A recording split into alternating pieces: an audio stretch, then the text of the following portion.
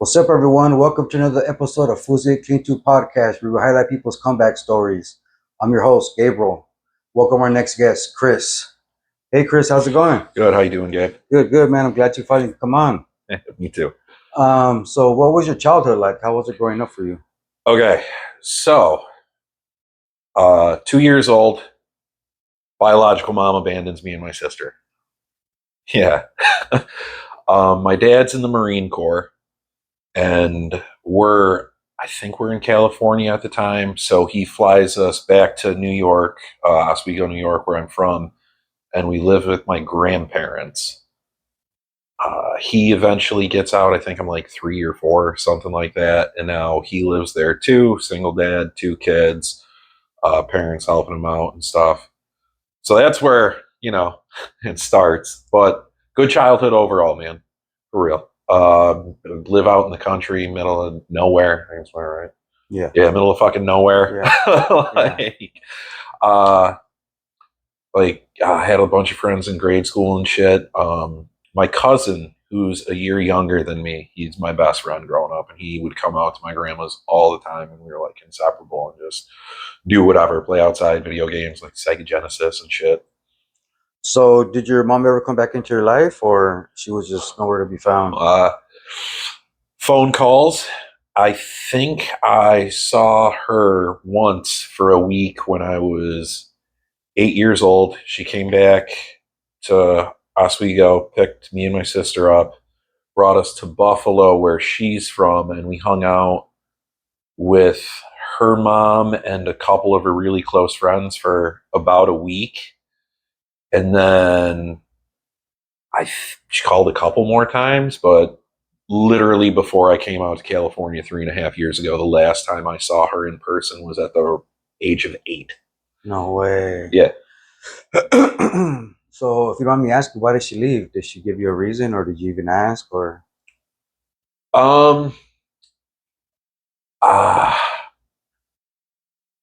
Partying was more important is the Okay. story I've got. Okay. I've never asked her. I'm still Yeah. kind of estranged. Yeah. But the way my dad tells it is he came home one day, she was sitting in a chair, said, "I want a divorce." And he said, "I want the kids." And she said, "Okay." No way. Didn't even try and fight for us. That sucks, man. It probably did a real number on your self-esteem, huh? No, that comes later because, like I said, I only saw her when I was 8. I didn't think anything about it. That's all I knew. It was my grandma, my grandpa, and my dad. And what you would call my stepmom, right? She's my mom now. She's been in my life, I think, since I was like, I was 8. Yeah, because she was around when she came and visited. So she's been in my life like almost my entire life. That's cool. Yeah, man. so I thought nothing of it. Yeah. Just a young, dumb kid. So how was elementary school and junior high for you growing up? Elementary was good. I was pretty popular, right? So that was cool. But come 5th grade, we switched schools, and I was the new kid. Popularity out the window, dude. Yeah. I got bullied and stuff. No way. Yeah, it was weird. I don't even remember what I got picked on for other than being the new kid. And I don't know.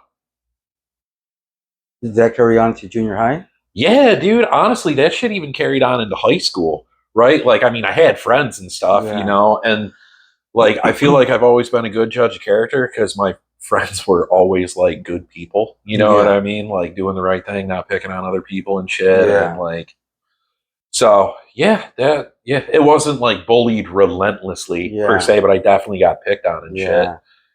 And kids are cruel. You know what I mean? Like, they could say some pretty fucked up shit. Dude, and here's the wild thing. So when my sister was around, because she eventually moved here to California, I think she was 14. So like through middle school, we were together part of it. She was super popular. So I thought it would like carry over to me. Yeah. Yeah. Yeah. How was high school for you? I would say high school was good. I was not the greatest student. But yeah, I enjoyed high school. Were you involved in sports or anything? No, I wasn't involved in sports, but I was in a band. It was starting in Okay. freshman year. I played electric guitar and I picked it up like What? summer vacation of like going into freshman year, I believe. So Can you play any songs? I can play riffs now because like after I graduated high school, I just gave that up because a job, the girlfriend, and like smoking weed was more important. And I eventually like sold it for some cash. Then I got the bright idea to buy one again a few years down the line, and then different girlfriend was like, "All you do when we hang out is either play video games or play guitar." Like, what's the deal? And I'm like, "Fuck it, I'll sell the guitar." Yeah. But it's funny I bring this up because I tried to get into it again, but this is deep into my alcoholism, so we're Yeah. fast forwarding a little bit. And bought like the nicest one I've ever owned, $700 Schecter C1, super nice. And when I came out here, I left it there, and then I actually brought it back with me this time. So I'm pretty Awesome. stoked to get back into That's it. cool. Hell yeah. So you said you started smoking weed. When did that happen? And did you experiment with alcohol, or weed was the first thing? Or how did that Okay, start? so alcohol first. I was always against weed. Like my dad ingrained it in my head. It's like the worst thing ever. And Yeah, like the pops dare, yeah, and the dare program, Yeah. you know, They say and no. basically, Yeah. right? So I didn't, so I partied, right? But not at the school I'm at, the one I came from, right? Oswego versus Mexico, right? I left Oswego to come to Mexico. I would go to Oswego to hang out with my best friend, Nick. And we would, I think his cousin had a cabin on the lake, and we would just go there and get shit faced. So he brought me to my first party. I think I was 14, 15, something like that. And I mean, I was immediately accepted. I was back into my crowd of people. Like, even though I didn't like know these guys, they treated me like I was one of their own. And like, we, I don't know, man. I just fit in. Yeah. You know what I mean? And dude, I got hammered. So like, it started. We were playing beer pong, which was fun. And then they're like, "Oh, let's play Roxanne." You know what that is? What's that? Okay, so you put on the song Roxanne. You know, Roxanne. Yeah, yeah. Every time they sing Roxanne, you drink until they stop saying it, and you No got way. a double fist because it goes so No quick. way. Yeah, dude, whammered. I ended up puking on a tree. Like, we sleep in his car. He like sobers up enough, drives me back to his house. I'm sleeping in the hallway because the bathroom's a couple doors down and it's quicker. You know what I mean? I'm just puking my guts out in there. So yeah, partying in high school. So when did the weed come into play? After I graduated. Okay. Yeah. Did you get in trouble for drinking at all? Like any kind of DUI? Not in my younger years, but So what was the progression of your disease? okay. So let's say this. So alcohol, like probably sophomore year ish, till I graduate, right? And same friend had a graduation party, dude. I got so okay. So his parents are cool, cool. Yeah. You know what I mean? Yeah. And they would allow the kids to drink. Like if you're like close 18, I was 17, but they knew me like my entire life. So like, you get a pass. Well, my dad's there, and he's like, "You're not drinking." So once they leave, wheels come off, and I'm like, "Okay, I got to play catch up." I drank like 14 beers in an hour and a half. Shit. Yeah, I ended up passing out in their bathroom, and his mom thought I was dead because I fell asleep against the door like this, and No she way. was like fucking shoulder ramming it to No get it way. open. And she's like, Chris. And I was, and she's like, "Oh, okay, you're fine." No way. Yeah. Major life events happen. I graduate high school, and now my stepmom and my dad are getting a divorce. No way. Yeah. So my mom stays in the house. My dad takes me with him, and we move into an apartment. Well, a few weeks into that, he's like, "Fuck this! That's my house too." He leaves me at the apartment, goes back to the house. So I'm just on my own. No way. How old were you? 18. I just turned 18. Yeah. Yeah. So, and like, I'm going to community college, but like that lasts a month because like one of the classes attendance was optional and it's in the middle of the day. So I just didn't go to my other class. Yeah. Fuck all this. And So then I'm like, okay, get a job. I get a job at Ruby Tuesday as a dishwasher, make some friends, and that's the party house. So I would go there after work and like we're playing video games and stuff, and a couple of the friends would light up, right? And I'm like, no, I'm good, offer to pass it to me and shit. And then like, a week or so goes by, and I'm like, all right, I'll try it. So the first time I smoked weed was with a man named Dan Weed.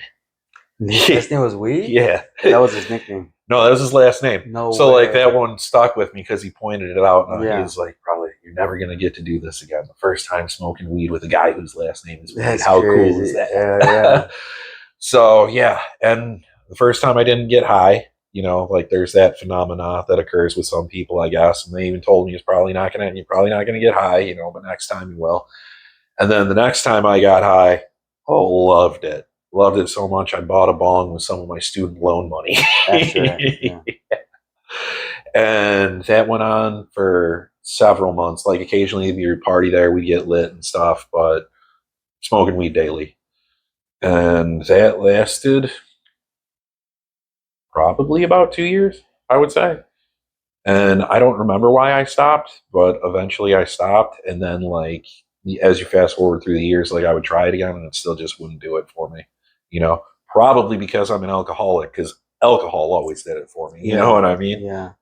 So where did your alcoholism take you? Did you ever get arrested or get in trouble because of it?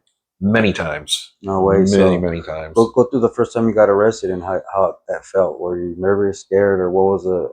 Okay. So it was me and my girlfriend at the time. We went to a mall in Syracuse to go see 50 Shades of Grey. We got there pretty early, so we went to Dave & Buster's to drink and play games. And I got annihilated, but I was always a good drunk driver. You know what I mean? Because I just happened to get lucky and never get pulled over. So it's the winter, and I'm driving us home, and I get this bright idea to drive down this road that's supposedly haunted. No way. Yeah. Gray Road in Oswego, New York. So I'm driving down the road. I'm fucking around, turning my headlights on and off, like trying to spook her and stuff. And I can't remember why I pulled in this guy's driveway, but I do. It might have been to like collect my bearings or some shit. And I back out. And then when I pull forward, I get one tire stuck in the snow and I could not get out. And the exhaust is busted on this car I had. So it's loud as all get out. Homeowner comes out. He's like, I heard you fucking around outside, revving your engine, blah, blah, blah, blah, blah. If you don't leave in 5 minutes, I'm going to call the police. I'm like, okay, try and get my car out. So I'm like, all right, babe, get in the driver's seat. She's lit too, and she doesn't even have her license. But I'm like, just go easy on the gas and I'm going to try and push us out. Well, the police show up in 1 minute after that guy's leave. No so way. He definitely didn't wait 5. Yeah. And he goes up to her window because I can't remember why I got in the passenger seat, but she's like, license and registration. I'm like, no, stop. I'm the one who was driving. Like, she's in the seat to keep the wheel straight so I can try and push the car out. And so he gives me a field sobriety test, fail all of them. And I'm like, look at man, like, let's save time. Just give me the breathalyzer. I know I'm going to fail. He's like, well, what makes you say that? I'm like, because I am drunk right now. Yeah. Like, I know it. Yeah. So he gives me the breathalyzer. I blow 0.13, I think. Yeah. And cuffs me, takes me down to the sheriff's station because it was a sheriff that came, not a regular Oswego cop. Yeah. Yeah. So what was going through my head is I am fucked and I am terrified. Like my parents are going to kill me. And yeah. And how long did you spend that time? How long were you locked up for that time? I've never been in jail. Right? So I'm just like holding. Yeah. Okay. So I was cuffed to a bench for like 6 hours before my mom came and got me because they only let me use my phone to like call my ex for some reason. I'm still drunk, so everything's foggy. Maybe I'm misunderstanding them while they're talking to me. So it's ringing and ringing and ringing, and she's just not answering. And then eventually my mom shows up and rips me a new asshole as soon as I get in the car. You could have fucking killed somebody. Yeah. What were you thinking? I'm so ashamed of you. Blah, Yeah. blah, blah, blah, blah. Yeah. Yeah. What was the lowest point of your addiction? The lowest? Yeah. Ooh. That's tough. Probably getting kicked out of my dad's house. No way. What'd you get kicked out for?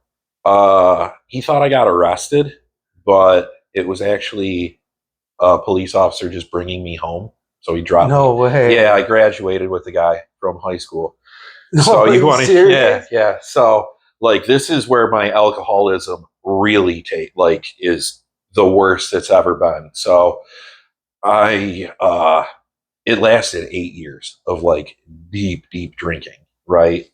And towards the tail end of it, like the tail end, like halfway through, right? Yeah. So like I would quit for a few days and like I'd go into mild withdrawal, and then every time I quit, the withdrawal gets worse, even though I'm pretty sure I'm drinking the same amount.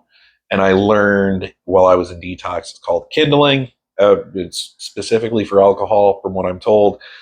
Every time you detox from alcohol, it's always worse than the last time. Yeah, 100%. Well, the last time led me to hallucinations. I don't know if you've ever seen the movie Terrifier. Yeah, DTs, yeah. So, well, no, the movie Terrifier, right? Yeah. Okay, so that demonic clown art is following me around, No way. right? And the only saving grace I have is that it's a fictional character I recognize. You know what I mean? If it was something I didn't know, I probably would have gotten locked up in a loony bin for a while until I like detoxed all the way. But yeah, dude, like I would have to look under my bed, like check my closet. I'd look under my dresser, and every time I'd leave the room and come back, have to repeat the same routine. And the nail in the coffin was I woke up one day and I had a dream my ex-fiance was rubbing my back. And I roll over in bed and I open my eyes, and there he is just laying next to me. And I'm like, well, I guess I'm drinking for the rest of my life because I can't do this. Yeah. So, anyways, so now I'm drinking all the time because I don't want to go through that again. And I would like black out, leave my house, and go on walks. And I don't even remember doing most of them. Yeah, it's a miracle I haven't gotten hit by a car doing this. Sure. You know what I mean? So, the last time I go to leave my house, it's January 10th, I think, in Oswego, New York. So it's winter. It's bitter cold because it's right on the lake. It like reaches the negatives easily. No way. So I'm wearing all my work gear because I work at the Port Authority, which is on the lake. I'm a longshoreman by trade. It's super cold down there. It's got like its own climate. So I'm wearing my bibs, which are for walking in and out of industrial freezers or commercial freezers. They're rated for like negative 60 degrees. I got my long johns on, my Carhartt, and my Arctic mittens. I don't remember putting any of this on. No way. And I don't remember leaving or anything. I come to, and I'm like, God damn, my hands are cold. And I look down, and my mittens are gone. What the hell? Yeah. So I lost them at some point, but I'm pretty sure that's what brought me to, because like how cold and how bad they hurt. And I'm like, I know which street I'm on, right? But I'm still definitely super duper intoxicated. I end up walking past my street and going up to the next one and walking into there because they both like have a similar like pattern of the road, right? So I'm walking down it and I'm like, none of these houses look familiar, but I swear to God, this is my street. So I pull out my phone, turn on my flashlight, and I'm like looking at houses like this, you know, like 3, 4 in the morning. And I'm like, oh, I missed my turn. So I make it back to the street, and I don't know, I make it like 50 feet down the main drag, and lights come on behind me, and I'm like, oh, great. No way. So they're like, hey, we got reports of somebody case in the neighborhood. Was that you? And I'm like, yes, look it. I walked into the wrong development. I'm a little drunk right now. I was just trying to figure out where I was. I'm like, all right, license. So I give him my license, and he goes, Christopher Hibbert. He goes, oh, shit.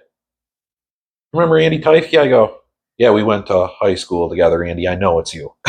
No way. Yeah. And he's You like, recognize him? yeah. Okay. And he's like, all right, man, get in the cruiser. I'll drive you up to your house. I'm not going to arrest you or anything like that. He goes, but when you get to your house, I need you to turn the key, open the door, and walk inside so that I know you still live there. And I'm like, oh my God, this is going to wake up my dad. Yeah. You know, because the original plan, I'll just sleep on the porch, go in after, Yeah. like he would never know. Yeah. So I make it in. He had to have been awake. I go to my room. I sleep. I don't remember what time I wake up. I come downstairs and there's a note. Something like, Christopher, pays me to do this, but you can no longer live here because you got like arrested one too many times. Yeah. So I flip the note over and I write on the back, oh, you don't understand. Yeah. That was my friend doing me a favor, bringing me home. Yeah. Like I didn't get arrested. And then he comes home, reads the note, talks to me, and still gonna get kicked out. I'm like, oh, fuck it. Like he said this before, whatever. I'll just go back to bed. And I mean, this is the way I'm remembering it. I could be making shit up. Yeah, you know what I yeah. mean? And he comes in my room and he's like, all right, I'm going to give you two options.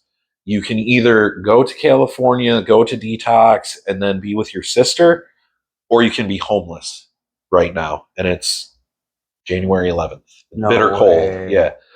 So I'm like, okay, detox it is. I'm like, when do I leave? And he's like, I'm flying you out tomorrow. And I'm like, okay, just so you know, since this is the last time I'm going to be able to drink, I am getting shit faced today. No And he way. goes, Chris, do you have any idea how insane that sounds? And I go, it makes perfect sense to me. Yeah, one for the road, right? Yeah. So he was like, all right, but if I can't wake you up in the morning, you're out of here. You're kicked out. You're not going to California. I'm like, okay. Set my alarm. I think it was like 4:45, and he bursts in my room at 4 in the morning. He's like, "Why aren't you up?" And I look at my phone. I'm like, "It's 4 o'clock. You said 4:45." No way.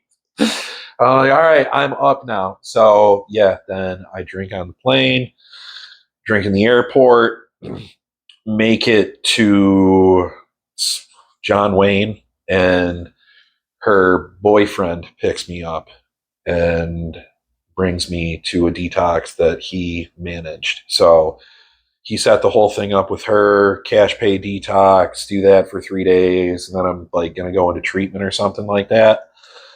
So yeah. That what you did? No. So what you end up doing? Okay, so this is what happened. Yeah. So the whole time I'm there, Bryce, the one who was at our detox, Yeah. right? That's what I'm talking about. He's trying to set it up, trying to get me into treatment. Well, my insurance is awesome in New York State. That poverty insurance covers everything, doesn't matter. It's useless out of state. Yeah. So he's like, look, they're looking for like $2,000 to get you a new policy to get you into treatment. Like, I can't afford that. I don't know what we're going to do with you. So a 3-day stay turned into 10. And then on day 10, Bryce comes out and he's like, you're just coming home with me. You're going to live with me, your sister, and Ava. And they set up like strict rules and stuff like that. And yeah, the detox, I was really scared at first, but it was super chill. And then I ended up being scared to leave. Was it medicated? Yes. Okay, yeah, I was gonna say. Oh, yeah. Yeah, I was on a Valium taper. Yeah, that's awesome. So have you relapsed since then, or you've been sober since then? January 13th, 2023. Awesome, sober date. Man. Hell yeah. So what does your life look like today? Oh, my life is awesome. I will tell you that. My life is awesome. So one of the things Bryce told me in detox is like, forget everything you know. You don't know shit. Like, you know, you think you have all these great ideas, but look at where they got you. Get a sponsor, take their direction. Don't question it. Just do it. They know better than you do. Trust me. And that just stuck with me. And that was like something he told me on day 2. So the second day of living with my sister and Bryce and my niece, I get told, hey, Rocky's going to come pick you up for an AA meeting. I'm like, what the fuck is Rocky? They're like, it's Bryce's sponsor. You're fine. He's a good dude. So Rocky picks me up. He hears my story. He gives me the same speech Bryce gave me, which makes sense because it's Bryce's sponsor at the time. And I'm like, okay, that's 2 people saying it. So this has got to be true. Yeah. So, so that was a Monday. By Wednesday, I called and asked Rocky to be my sponsor. And through his direction, that is why my life is so good. You know what I mean? I only, like, in the beginning, I only questioned him once, and that's when he told me, you need to move into sober living because nobody this new in recovery has it as good as you. You live in a beautiful house. You get a free paycheck because I'm collecting unemployment from my other job, so it's $504 a week without question for half a year. Yeah. And he goes, you got to, pay your dues, pay some rent, blah, blah, blah, blah. And I'm like, yeah, nah, I don't think so. Yeah. And then I don't know what gave me the change of heart, but I made the decision and I call Rocky. I'm like, okay, I will move into sober living. And he's like, okay, when? I'm like, well, I already paid March's rent and it's halfway through March, so I'll move April 1st.